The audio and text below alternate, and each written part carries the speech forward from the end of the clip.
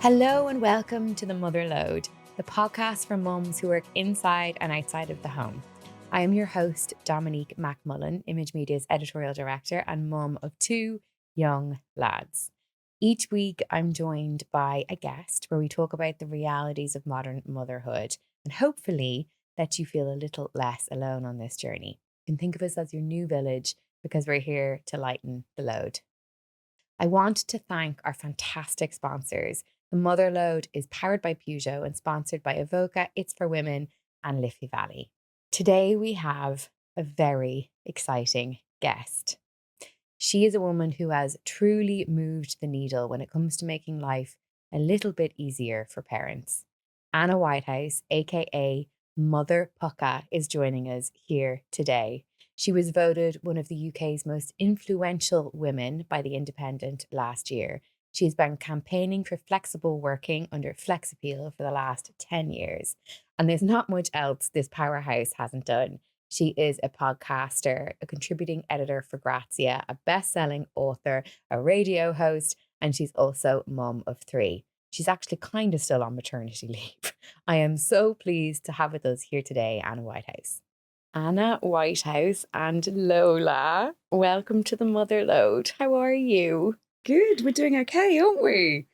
I am unbelievably thrilled to have you here and have you here on Lola's first trip outside of the UK to Ireland. Yeah, like she used that passport, you know, where you have the photo of them that's unrecognisable. Yeah, you have to hold them up against a white wall and they're gurning. Yeah, we've used your passport. You're now official global traveller. Amazing. And how was the trip over? Was it okay? Yeah, it was good. I mean, we were met at the airport by a wonderful Irish man called Keith, who just felt like almost having your dad greeting you at airport arrivals. So no, we've been good. We've had a good one. Irish taxi drivers are a special breed. Yeah. Well, it's night and day from London to Dublin. Yeah, a little more homey. And how is it third time over being a mom? I mean, there's a bit of a gap between your other two and this one. How are you feeling? I feel like I am holding on to every second of this. Yeah. And I think that, you know, in the first one, you're just trying to survive. The second one, you are surviving and barely thriving. And I think when it comes to the third one, you reach it with such a level of exhaustion anyway that it's water for ducks back. You don't really notice it. So you have more opportunity to hold on to the moments that maybe I didn't, because I think as mothers, we're always saying, if I can just get to the point where they finish teething, if I can just get to the point where she's in school, if I can just wait. And actually what I've done with her is stopped saying just and sat in the now. And I think that has come from, I'm 43, and that has come from maybe Wisdom. being a little longer in the tooth and utterly exhausted. So you don't really notice the tiredness and sleep deprivation. And I think like it's not said enough, like it's an absolute privilege to be a mother, and it doesn't happen for some. And I think I've gone through recurrent miscarriage as well, and it's not a given. Yeah. And I think among all the chaos of one of Mother Nature's biggest biological junctures, it is really important to hold on to that privilege. Absolutely. You put it so beautifully. It is such a privilege.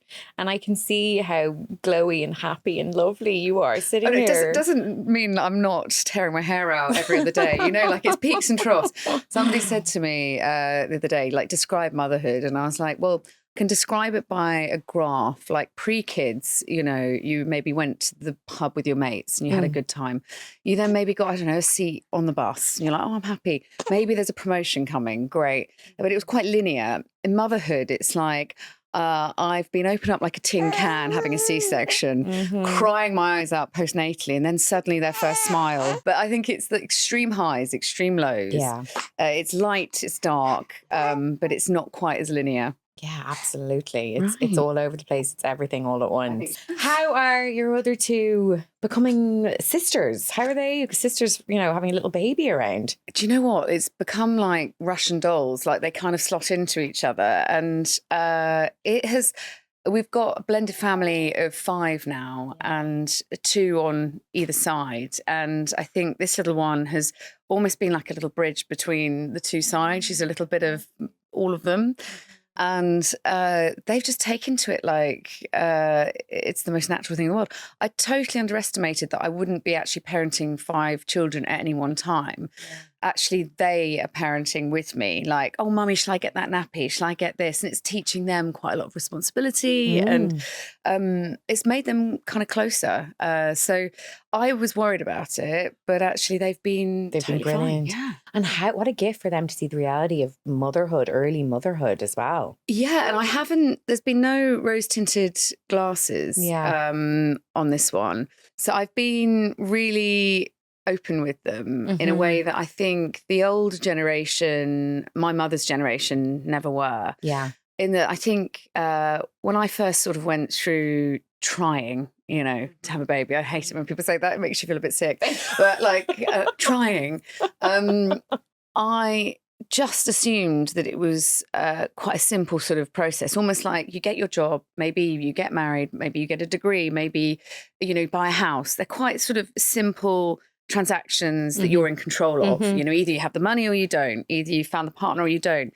Whereas with having a child and procreation, you're in Mother Nature's hands, and I was not prepared for that. And so when I went through miscarriage, it brought up my mother's own miscarriages, thing I didn't know about at all, that there were 2 babies before my sister and I. And what I would have given for some understanding that it's not as simple as the biology lessons we were taught of slipping a condom on a banana and that's how you stop them. It's like, what about the point where you take that condom off the banana and are trying for a baby, and not only does it not happen, perhaps you're trying for a long time, and the lack of hope, the pain in that, IVF, the trauma of that and it not working and going through, injecting yourself and that, which my sister's gone through.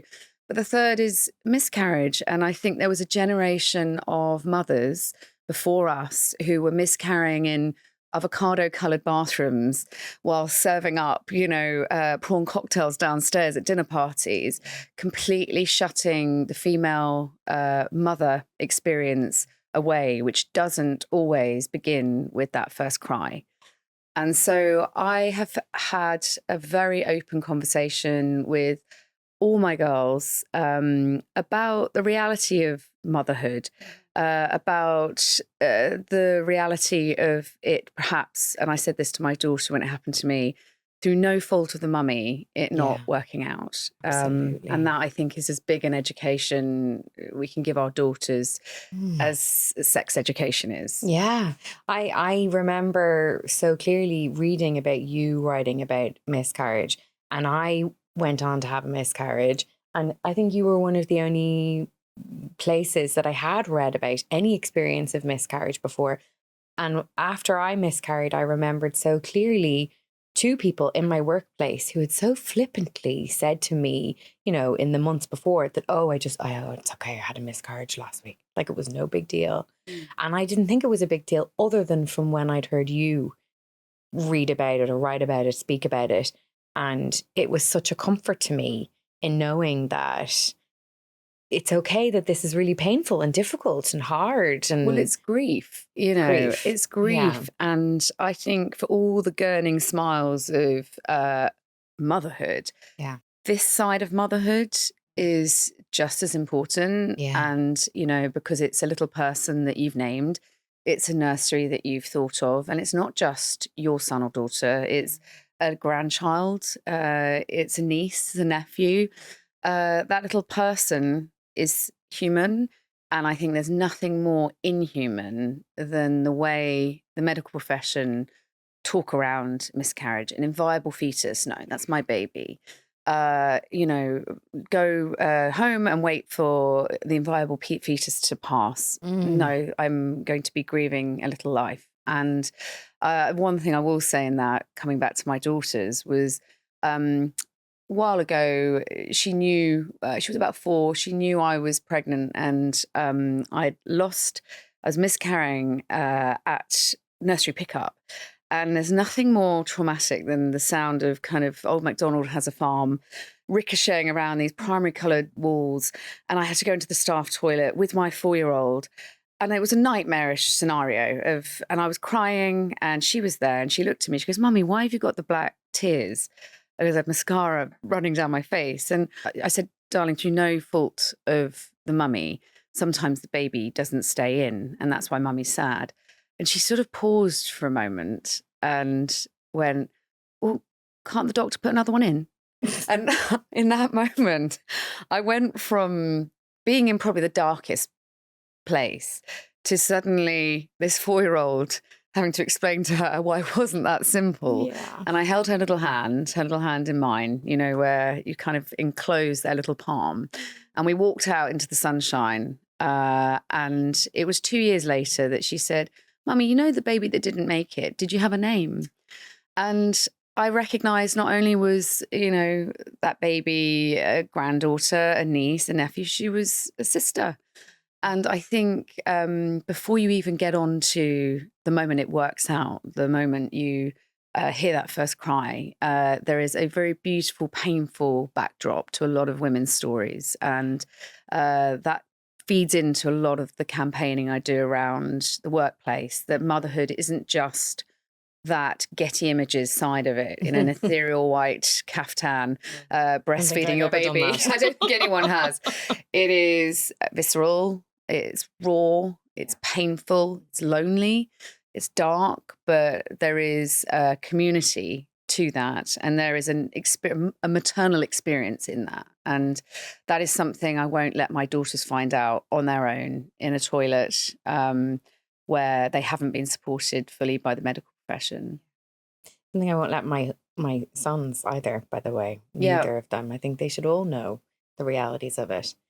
You touched on it there, but you have moved the needle in so many ways for parents in the workplace. And one of the most specific ways is your campaign Flex Appeal for Flexible Working. And it was nearly to the day, this day a year ago in the UK, that the right to request flexible working from day one for everyone was introduced by law. Yeah. That's a huge moment. And you were really influential in that. How did that moment feel for you? I think it's very important to preface that in influential, but obviously there are a lot of people pushing for that. Of course, so, I would never want to be. No, you didn't do it all No, I on didn't your do it own. alone. And I think that's the thing that's very important. Whether you are parenting, I hate the phrase stay-at-home mother because I don't think any mother stays at home. Kids need airing. But whether you're a stay-at-home mother or whether you are a campaigner for maternal issues, there is a village, there is a community, everyone's lifting each other up. And so I'd love to know, like Fawcett Society, Pregnant and Screwed, Working Families. There was like an exhausted girl band is the only way I can describe it. Like, I don't know what we'd have been called. I think we'd have called ourselves the Stray Greys. Like, we were just so tired, who were sort of just like incapable of raising our children to go through what we went through. And there's something very sad in that, like that I have only ever fought for my children. I've never fought for myself. I've never gone, do you know what? I deserve more. I've gone, my children deserve more. And when will we have a generation of women that actually go, I deserve more. I'm going to fight for myself, because I don't think that has happened. I think it is, for me, I was relieved, delighted, ecstatic that the law is changing, the dial is moving, because, I couldn't raise my daughters to work really hard in their ABCs and then maybe go and do their exams, age 16, their A-levels, move into doing a degree. That moment where you get your first laptop and email address and you feel like you're a CEO of your company, even though you're kind of an admin assistant at the bottom. But that important integral moment where you find your purpose, to have someone remove that purpose the minute that you hit Mother Nature's, most extraordinary juncture of having a baby. And you think about that in terms of female progression. Usually it's when maybe around sort of 30 something where we're hitting the peak in our career where we're going, just as we're being told the patriarchal tick-tock of Mother Nature's clock.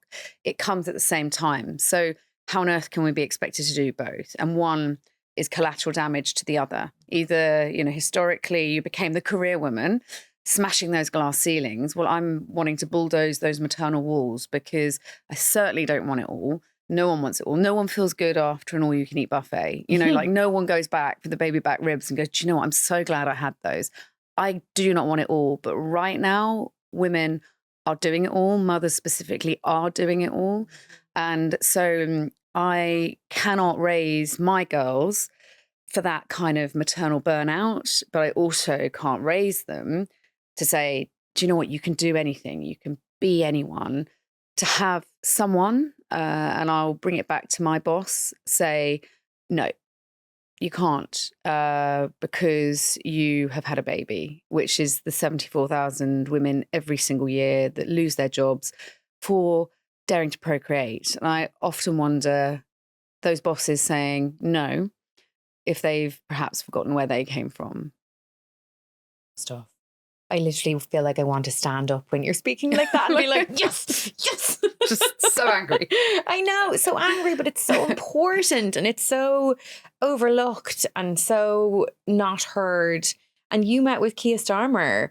Tell me, did he hear you?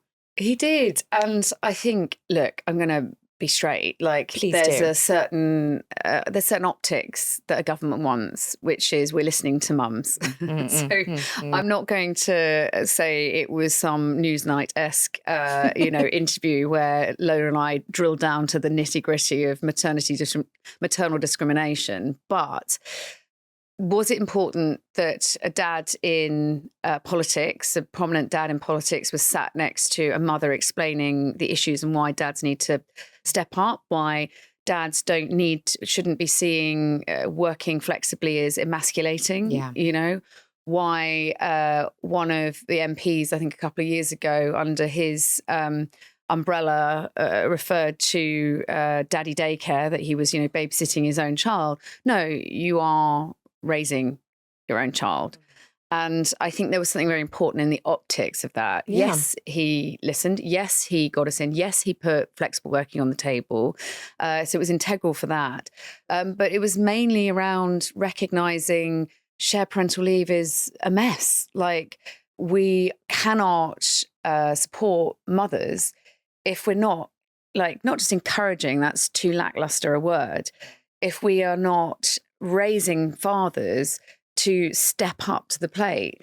And these aren't the hapless dad tropes of a Mad Men era. No. These are men who love their children. And they want to be with them. But they're with, they're under the reign of archaic dinosaurs who are going, no, your missus can do that. It's her indoors that can do that. There's still the old guard ruling this sort of new wave of fathers who categorically want to be there. And to be absolutely honest, I hate the phrase man up, but I do think there's an element of that needs to happen. Like, we all need to step up, not man up, level up. Yeah. So it was really good for optics, sitting down with the Prime Minister with Lola on my knee, as she was gurning away and breastfeeding and, all the messiness of motherhood in Downing Street. It's brilliant. Yeah. And so it was important for that. The optics, I think, are always very important. Yes, absolutely. Yeah. As well as all the work that's happening in the background, and then you have the optics on top and it just ticks you over to the next level, which is what we need. What do you say to those dinosaurs who value still presenteeism, sitting at a desk, over inclusion, over productivity that we're seeing happens when we give people true flexible working? And what does true flexible working mean to you? Obviously, the right to request it from day one is a big step, but there's more, right? There's more to be done. Well, I'll start with the archaic kind of dinosaurs. And I think the best way of describing this, I wrote a piece for The Independent recently on Sir Dyson, who is pushing everybody back to Dyson 5 days a week. And it's the same with Lord Sugar. The sole reason is they have empty office space to fill. It's not for the good of the company. It's for no other reason other than we need bums on seats. We need to, they keep putting it under the guise of water cooler moments, we need to connect staff, etc. And I'm like, I don't know about you, but think deep. Have you ever had a good water cooler moment? I'm not sure I have. Awkwardly standing there waiting for sort of, Jeff in accounts to tell you about his holiday in Marbella. Like, I'd much prefer to crack on with the job. So, I think there's some really lofty reasons given for this need to have everyone back. Because when they say, let's say, Lord Sugar, Sir Dyson, Jacob Rees-Mogg, when they say everyone back, and those are the headlines pumping around the UK and Ireland at the moment, everyone back. But what they're really saying is everyone back apart from you. And that you is anyone with caring responsibilities, anyone with a disability. So it's not a case of everyone back. And when you ask me about flexible working, I do not give a monkey's whether it is working from home, compressed hours, job shares. I don't care. Like, work it out amongst yourselves. But actually, flexible working isn't the right phrase. It's inclusive working. Are you including as many people as you humanly can at your table? Because if you're not, all you're doing, and you're cutting off your nose to spite your face, all you're doing is gathering people in your company, a certain demographic, and it's at the moment male dominated. There's hardly any women at the top. There's more, there's about 3 times more Bobs than there are Sarahs, at any kind of C-suite kind of level. Are you including as many people at that table? Because ultimately, if you are including, you are including your consumer. So this isn't some nice to have or a fluffy little extra or a ping pong table in reception or a craft beer tap that you can chuck on the side. This is understanding your consumer. So you include those with disabilities, you include those with caring responsibilities, suddenly open up your market to, mothers who have spending power. So it's not some fluffy little extra. I think that's what I would say to these seeming titans of business. And I think a lot of it comes down to old school ego. And if I can't see, it's like professional seat warming. Yeah. That's all it is. Yeah. And I think you need to be thinking very clearly. If you can't trust somebody to work in a way that works for them, why did you hire them? Like, it's a recruitment issue, not a flexible working issue if your staff is not performing. Yeah. And a trust issue as well. Yeah. Like, why don't you trust your staff to be doing the job that you hired them to do? And look, there's going to be 1 in every 100 that perhaps, if they work from home, is, in their undercrackers watching Homes Under the Hammer at sort of 10 a.m. Don't let that one person define the whole. Yeah. There's always going to be one person that lets the side down. That's just, being human. But don't let that become the reason you don't implement flexible working for the masses. Not when it just makes economic sense as well. Yeah, totally. Are there any businesses that you've worked with that you've seen do this particularly well? I am very hesitant. I'm always very hesitant to single out businesses because categorically, like, no one is doing really it perfectly. But there's little flickers within businesses where it is working. And I think this is one that you can, if you are a manager or a business right now, you can adopt. There's 2 here. One is Deloitte has like a Rolodex of top trump cards on their website, recruitment website, that shows about 20 different forms of flexible working as case studies. So let's say Anna Whitehouse works as a job share in HR at Deloitte. It will have my name, my age, my contact number, and expresses that Anna does 2.5 days, and then Katie does the other 2.5 days, and this is how they navigate it. So if you're looking to work at Deloitte, you can work in this way. So what you're doing is empowering your potential employees to come into that meeting going, I've seen Anna works in this way. I would like to put forward a job share for this. And you're empowered, instead of being on the back foot where you get the job, but obviously I've got 5 children in a blended family. Yeah. There's going to be a restriction to how I can work around that. Yeah. Where you get to the job offer and then you kind of sheepishly have to say, oh, please sir, may I work in a way that's humanly possible? And so that's one thing you can do. Robert Rietbroek, who is the CEO of PepsiCo in New Zealand, he has a leaving loudly policy where he encourages everyone in his office to be really overt in leaving loudly. So he will say, I'm off to pick up my son, Joshua. I love that. And he, other than, very personal gynecological appointments, you can shout from the rooftops what you're doing, because he doesn't want that sense of work and home to be so segregated. Yeah. He's like, we're humans first. Yeah. And it's increased productivity within his team. Wow. And it's free. It's free. Encourage people to own their lives outside of, instead of leaving your coat on the back of your chair and pretending to go to the toilet and then continuing and coming back at 7 a.m. the next day. Let's just be explicit about how we need to work and live. Yeah. Who would have thought something as small as saying, I'm leaving work now to go and collect my child would be so revelatory. I know. Mad. You were talking a little bit there about the right to request the flexible working, and I wanted to get your opinion on this. In Ireland, we introduced that law at the same time, or actually a month earlier than the UK. Always ahead of the times. However, there's a big caveat. We introduced it with the caveat that you can request from day one, that you have to then complete 60 days consecutive service. What do you think about that? I think it's completely defeating the point from day one. It's like a probation period. And the current law, while you asked earlier, you said it's exciting, it's brilliant, the flexible working bill is in place. It came into place on the 4th of April 2024. The problem is it's still completely toothless. It's still completely within the hands of businesses to quite easily say no.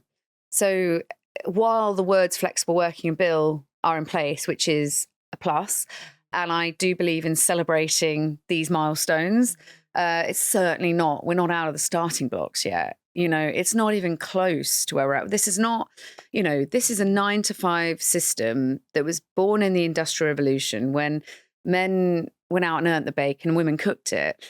We are deconstructing decades, almost centuries of a working structure that isn't going to be shifted overnight. And so they're making all the right noises. But if you are feeling right now that you're seeing all these headlines around the flexible working bill, if you're seeing flexible working's changing, and yet your experience right now as you're listening to this is, I can't find a job which allows me to work flexibly. No one's open to job shares to me. Where are you finding these jobs? You're not alone. It's not working. So there's a lot of hot air out there talking about this topic, and companies want to be seen to be doing the right thing, but they're not. It's not following through. So there's so much more to do. And I just want anyone really feeling frustrated and almost blocked from being able to continue what they want to do and their purpose.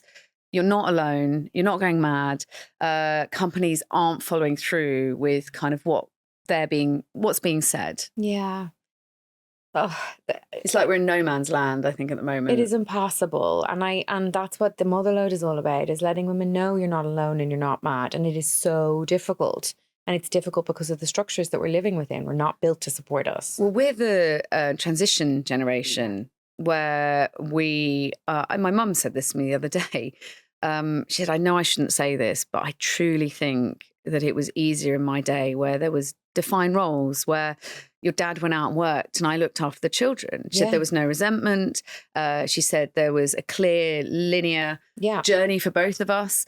We had our roles, and yes, they were historically, archaic roles maybe, and need to be shaken up. But she said, you're now, like I said earlier, it's not about wanting it all. You are just doing it all.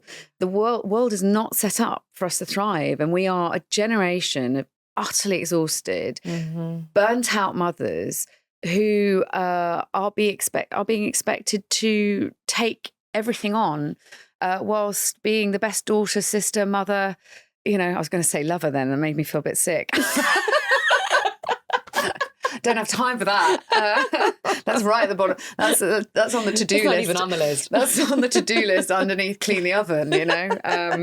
But yeah, it's we are that transition generation, and you know, I don't have the solutions right now. I'm trying my hardest, but I don't have the fix. But all I can say is, like, don't feel like you're failing. Like the system is failing us, and don't keep saying sorry.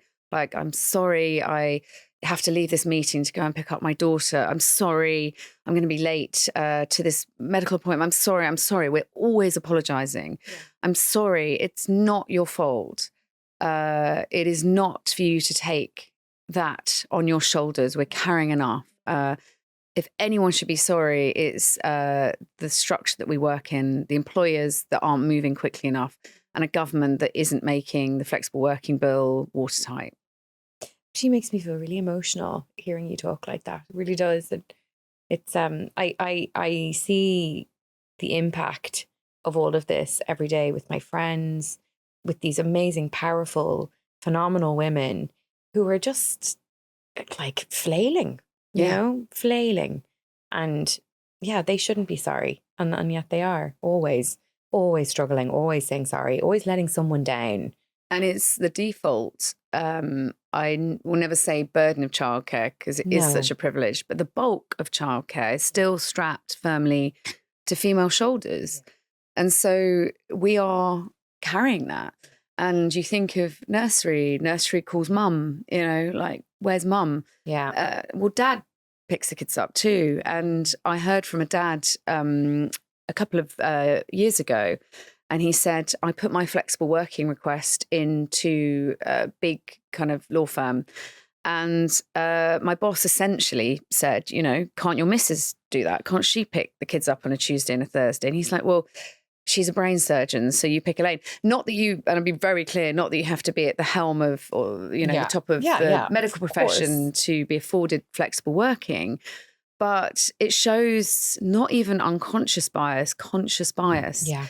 The expectation is that women will continue parenting and carrying that load whilst maintaining careers. Yeah. And right now, if you're feeling utterly frazzled and burnt out, and I'm going to be really frank, as somebody who has, you know, got divorced, feeling resentment in your relationship, anger, rage at your partner, that kind of rage that bubbles in the dark depths of the night when you've got a newborn and they're asleep and you're the one breastfeeding, or their baby just wants you, like that visceral maternal rage. If you are feeling that rising up in your chest, it's so justified. Yeah. Like do not suppress it. There's women in America right now, and you know, they are going through the mill, who gather on sports fields to scream.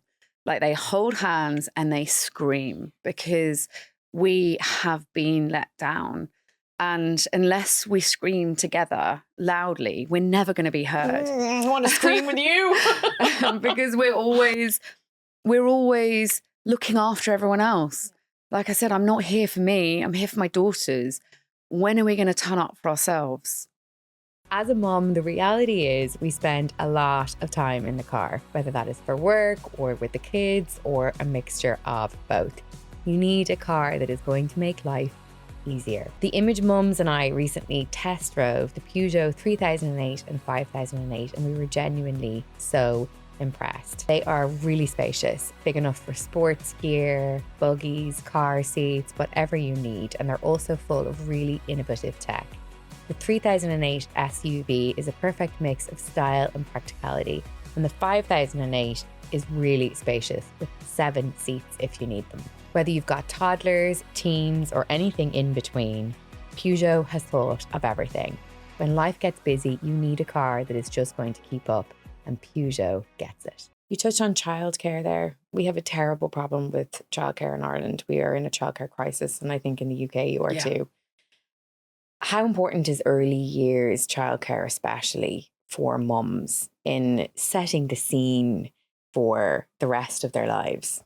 I'm going to sort of start with my experience of the Dutch system, because I think that will help people feel like they deserve more. I think often there's lofty ideas of what we want, Yeah. but sometimes when there's concrete evidence of what's worked and what happens outside of Ireland, outside of the UK, I think it helps compound the fact that we're not going mad. We're not asking for much. When you have a baby in Holland, you are assigned a maternity nurse called a kraamzorg. She lives with you for 10 days on the equivalent of the NHS. You get a woman who is not your mother-in-law interfering and saying, well, in my day, we didn't do that, or you slept through the night. None of that. Cuts out the middleman or woman. Yeah. And she is there to protect you in the most vulnerable juncture of a woman's life. They recognize fully those 10 days are, in some cases, and I'll say this from experience, make or break in terms of that postnatal experience. And the reason the Dutch do this, yes, you pay high taxes, got to caveat it with that, but the investment is big because if you invest in a woman postpartum, wrap your arms around her, you are going to save millions on antidepressants, anti-anxiety meds, CBT, therapy. You hold that woman postpartum, you will see such a shift in those years after that. So you immediately are set up in a better way. And I had my first baby in Holland. So I thought, well, this is just how it is. I mean, one day she came over and she said, I've looked on your Instagram and I've just seen that you like banana and strawberry smoothies. So here you go. And I was like, I thought that was the experience. Second one time round in the UK, I was sort of slightly different. I was sort of like, have you stitched me up? I don't feel stitched up. And I'm laughing, but it's like a nervous laugh because I went straight into postnatal depression with my second. And I think that sets the scene. Those two very different experiences. One baby in Holland, one baby in the UK. And I think it's very similar in Ireland. Absolutely, yeah. And that sets you up for where things go with childcare because, again, childcare is just seen as this sort of throwaway kind of, oh, we've got to keep the mummies quiet, so let's give them a little bit more childcare. When actually, no, like childcare in Ireland needs to be seen, and in the UK, as infrastructure. Yes. It's as important as roads, as railways. It's getting, you don't build a motorway and go, right, do you know what? We've done what we can here. We've built motorway, but you've only built it 3/4 of the way. So all the cars come to a grinding halt. They have nowhere to go. And that's what you're doing with the childcare system in Ireland and the UK at the moment. You're saying, well, we've kind of, we're breadcrumbing. Yeah. We've given you bits and pieces. Cute little subsidies. No, this needs to be like railways and signposts. It's tangible. It's got to be infrastructure. And if we don't do that, we are cutting women, specifically mothers, out of the workforce, out of the economy. We found, this is a slightly different point, but with our flexible working research, Flexonomics report 2 years ago, we found that if you implemented flexible working and effective childcare within the UK and Ireland, you would see a £55 billion boost to the economy. Wow. So we're not talking about little things that you can do for the mummies who want to see more of their Weetabix smattered children. This is about cold, hard cash. Yeah. It is about ensuring that those who want to work have a choice. Yeah. There's not an assumption of stepping back.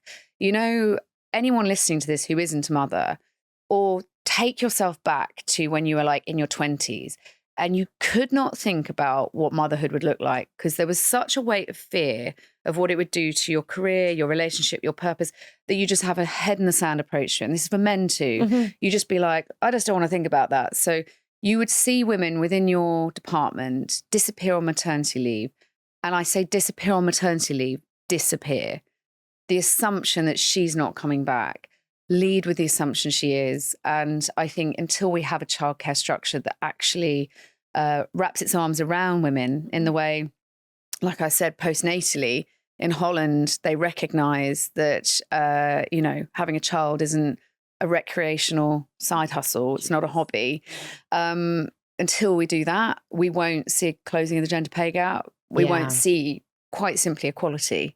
I want to go to the gender pay gap, but I want to hear what early years childcare looks like in Holland. Is it free for like under threes or early years? It's subsidised. To be absolutely honest, I can't remember the exact setup there, but it's subsidised and it's half the price of the UK. And it's not a bun fight, it's ample, it's well funded, happy, key workers. The system just works better. It's not, it's not free. It's no, but it's not it's cheap, a but it's lot less better. And available. Yeah.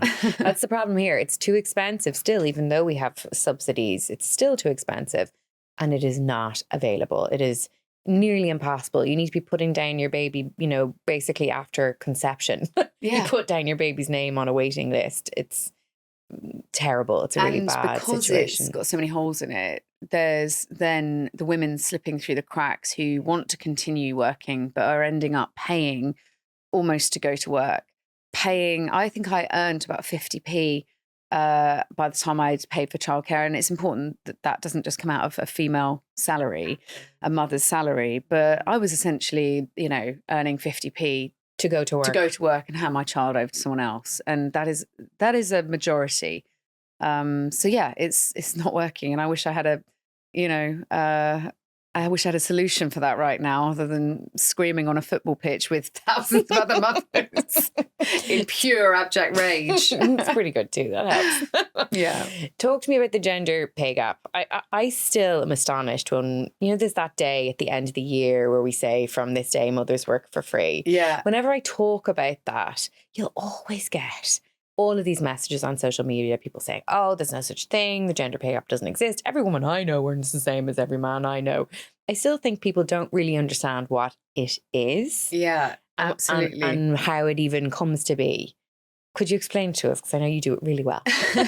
Well, I think there's equal pay, so it's terrible if somebody is doing the same job ultimately, and they're being paid different amounts for being different genders. Yeah. So that's one thing. That's one thing. Yeah. And that's what people often confuse the gender pay gap with, like equal pay.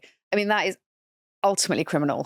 So absolutely, that is a very big point. Yeah. But very separate to the gender pay gap, which is coming into a lot of what we've spoken about. If you weave in motherhood penalty, the maternal wall I talked to you about, and the fact that the gender pay gap is coming back to where there's a sort of dominant number of women in lower tier roles who aren't able to break through that maternal wall, let's say, to get to the top, to boardrooms. So it's nothing to do with glass ceilings. We hear about like smash those glass ceilings, girls.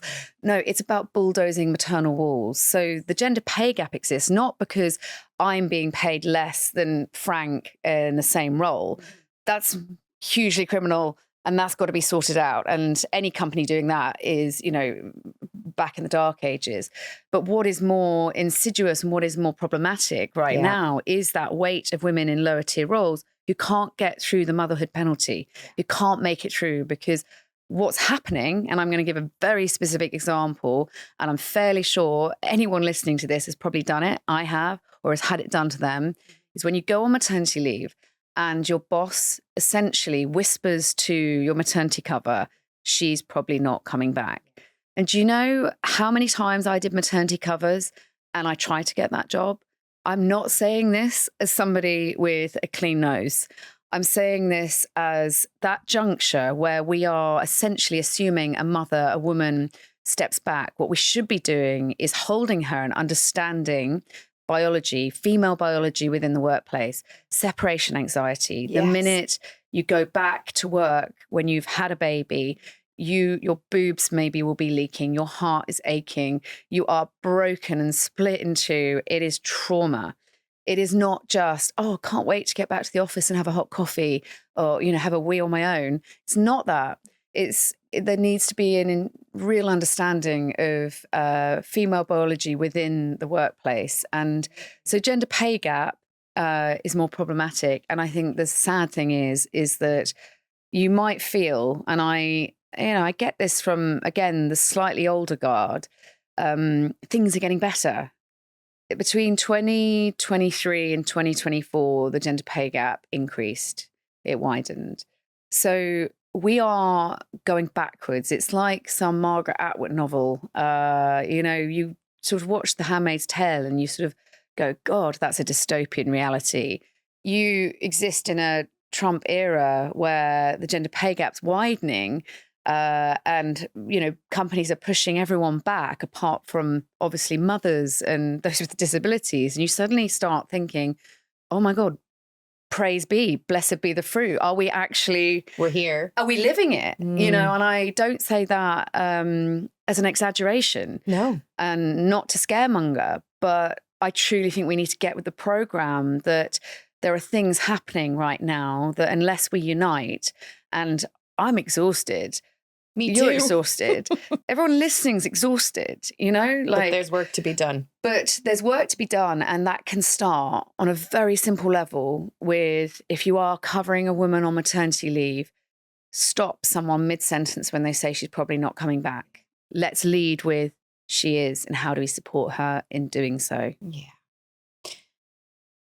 Oh, I honestly, when I hear you talk about these things, it makes me want to start a revolution. It makes me want to just you lead and I'll follow. Let's go. A really tired, exhausted a mums. Really wrecked revolution.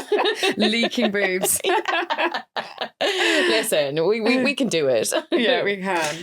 So when you were going through all of this campaigning and doing all of, what you were doing for Flex Appeal and what you're doing for everything, your marriage was coming to an end. Yeah. Which I can only imagine was very difficult behind the scenes. Yeah, I think, it was a lot. And still processing. Yeah. A lot. It's still early days. Yeah. Yeah.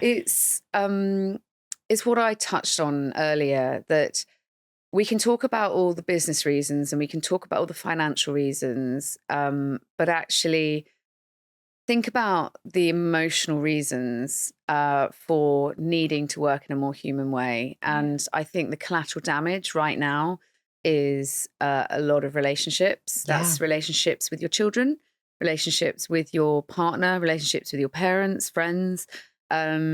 And I think the resentment that is currently building in relationships and marriages across Ireland and the UK is at breaking point. I think there is a resentment where, let's say, women are coming to the fore now. We are pushing forward on those promotions. We are making it work at a huge cost to our mental health, and the collateral damage is our relationships. And put hand on heart, I might have fought for flexible working. I might have been banging that drum for people to work in a more human way. But I got completely absorbed by trying to change that law for my girls. And I think the cost of that was my relationship, and there's no finger pointing, there's no demonizing, there's no blame. It's an incredibly sad situation that we couldn't recover from. And I'll say that I don't think we're alone in having hit that breaking point. The one thing I will say is that it's a privilege to get divorced. And not many people recognize that.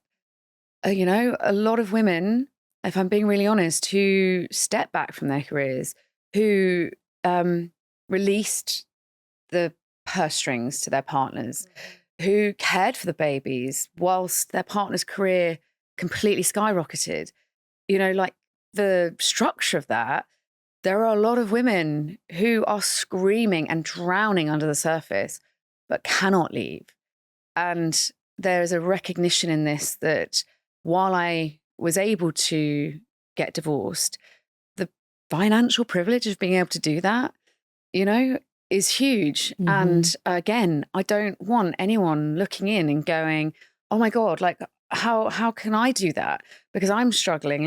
It was nigh impossible, to do. And that's because women are on the back foot in relationships. It's not equal in the home.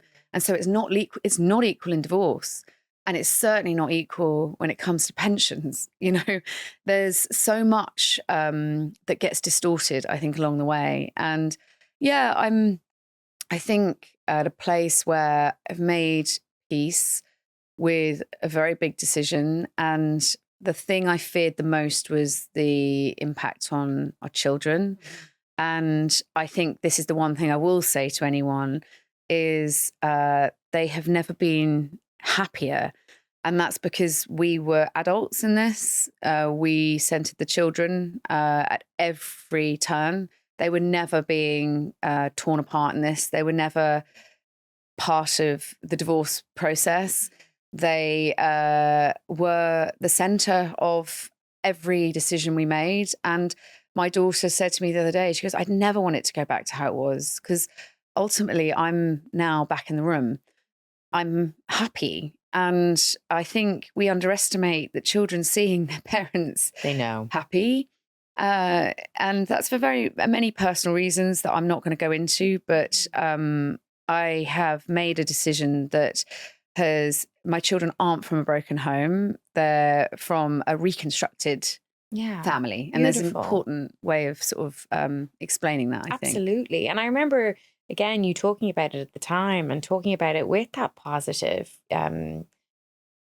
spin's not the right word, but, you know, looking at it from the positives, I think is a really nice way to look at it. But I think we're also, I say, lucky in divorce. Like, you know, it's very easy for me to say this. I don't want anyone to feel rubbish because there was no affair. There was no big bang or huge breakdown. There was no physical moment. It was a very sad, very sort of slow deterioration of a relationship. And I think that is incredibly sad. But sometimes, and I had an amazing woman called Ilana Gambrel.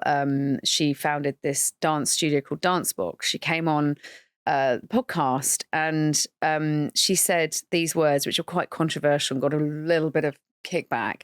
But she said, I almost wanted there to be something, like I wanted him to scream at me. I wanted an affair. I wanted a reason to get out because it was death by 1,000 cuts. I get it, yeah. And she said, the reason that I actually look back at it and we ended up together was not through self-worth. It was not because I was like, this man is worthy of me or we are good together. She said, it's because a man chose me. And actually, I choose myself. And so I think, you know, it's complex. But obviously, I don't wish for an affair to have happened. I don't wish for there to have been a big dramatic moment. But I think it is incredibly hard when it's death by 1,000 cuts. Yeah, because it's hard to know where the end point even where is. Where do you bookend this? Yeah. But now you were in a very different position and you are so happy. Tell me about how you met Ollie. So I was really not keen on online dating at first because, I mean, I'm a kid of the 80s and I was like, I am never going to meet somebody online. This is terrifying. And my friends were like, you've just got to do it. And I mean, I had some horrendous experiences. I'm not going to lie. I think we all have like, just you forget like how rubbish dating is. Oh, yeah. It was so bad.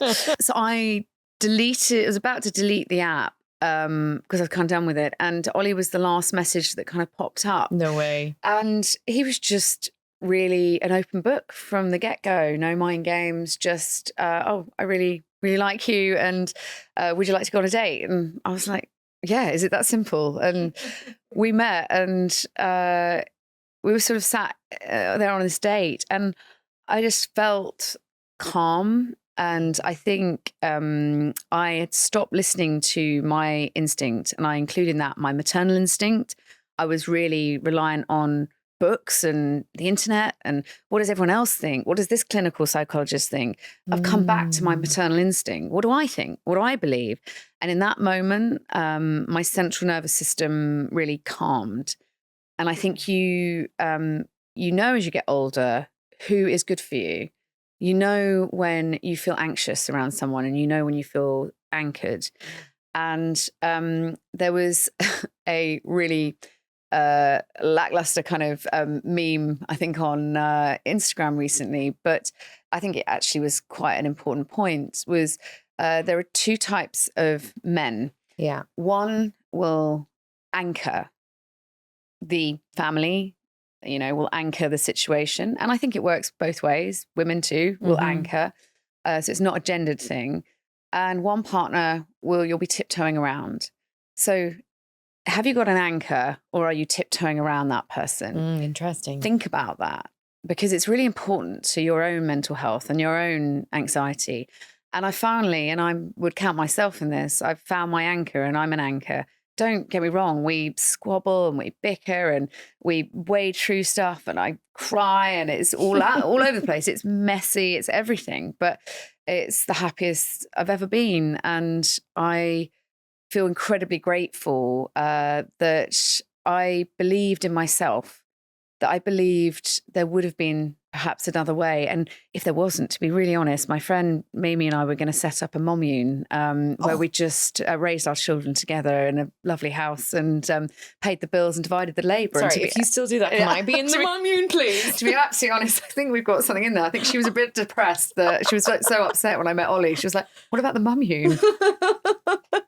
Oh, I have a queue of people who would join a mommune. We have that conversation too. Imagine the invisible labour would be visible, the domestic load would be unloaded. Yeah. There would be no could you just, it would just work seamlessly. Yeah, I feel like there's something in this. Okay. We can revisit off camera. Yeah.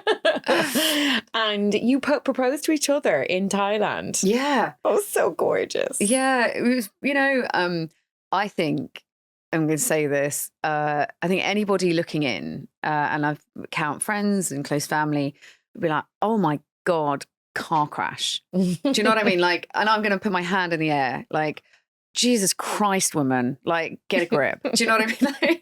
And it's funny, you look at two situations. I previously had a 17-year relationship marriage, 2.4 kids, sort of, anybody looking in would be like, you've got a nice house and you've got it all.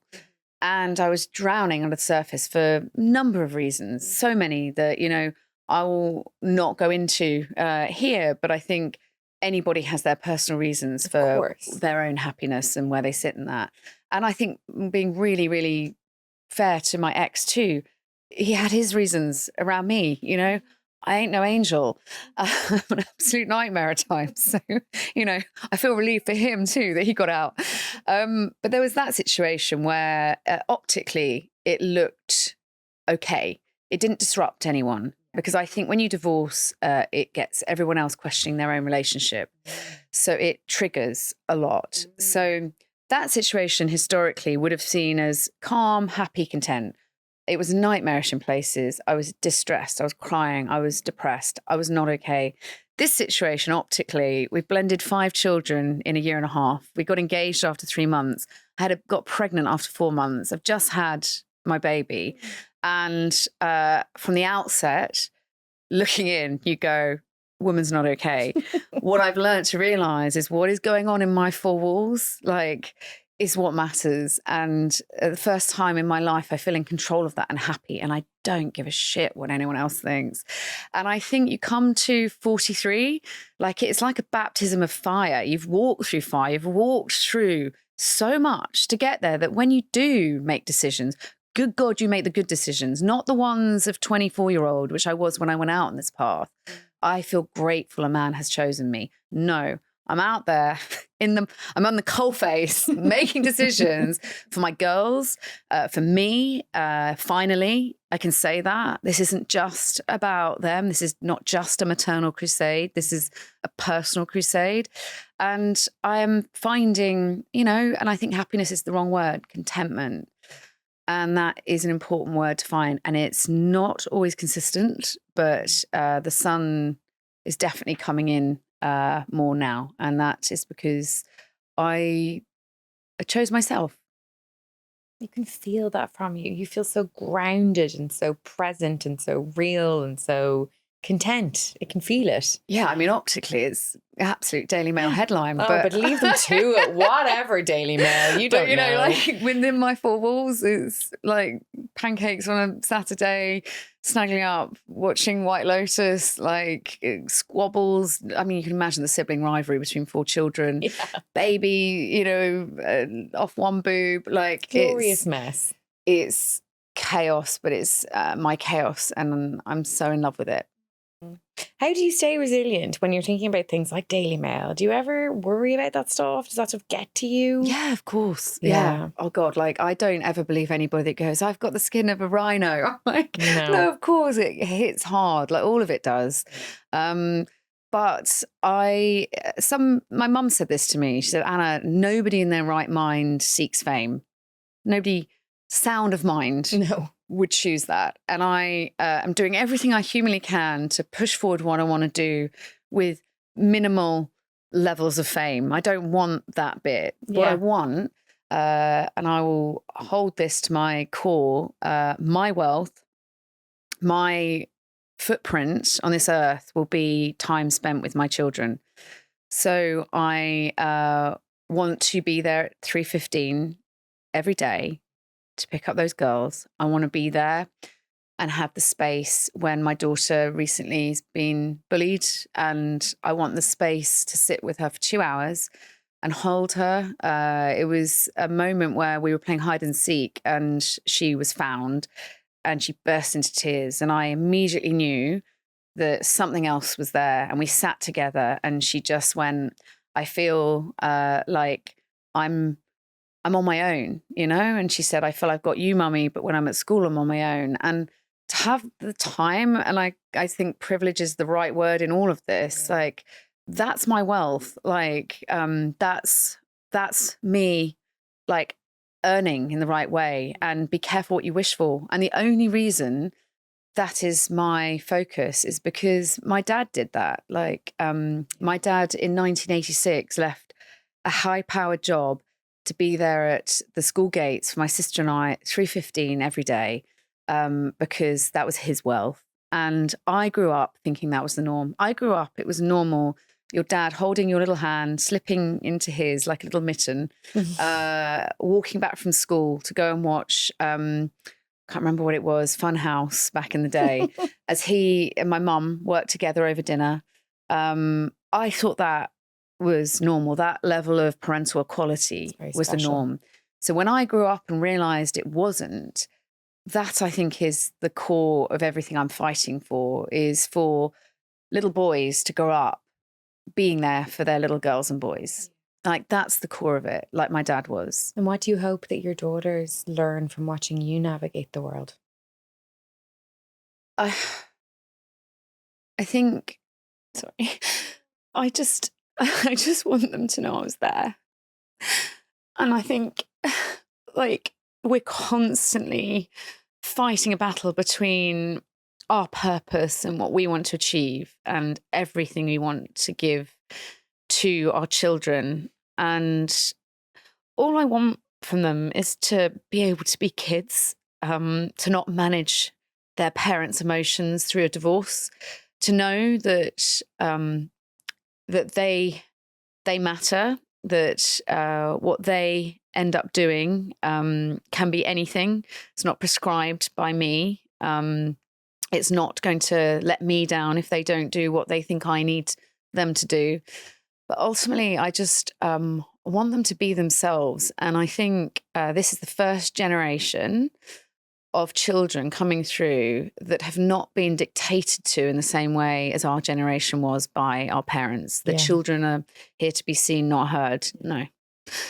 I want them to be what they want to be, and I'll be like this really tired, exhausted, like safety net underneath their tightrope. And I think if they can grow up like I grew up, knowing that there was someone there for them when the darkness kind of came in, then I will have achieved absolutely everything I needed to achieve. My role is to be a mother. And you're doing a bloody good job at it. I mean, leaking boobs and eye twitches and exhaustion and everything. But yeah, and I think on that final note, I think remove any guilt you are carrying. If you're listening to this and going, but I don't feel like I'm around my kids enough, I don't feel I'm there for them enough. I feel I'm dropping balls left, right, and centre. Remove that mum guilt. There's no dad guilt. Just remove it. You are doing the absolute best you humanly can. And what I hope is that the world gets with the programme and enables us to work and parent, and that recognising work is, I said this to you last time we met, work is my something, but family is my everything. Yeah. Anna Whitehouse, thank you so much for being here today. Thank you. Thank you. If you enjoyed this episode, you might also like to log on to image.ie, where you can see lots of articles and also keep up to date on any events or any new podcast episodes, and also sign up to our newsletter while you're there. Thank you so much to our sponsors who make the Motherload possible. Motherload is powered by Peugeot and sponsored by Evoca, It's for Women, and Liffey Valley. Thank you finally to you for listening. Please remember to rate, review, and subscribe, and to share this episode with a friend. Thank you for being part of this conversation. Look after yourself, lean on your village, and I'll talk to you next week.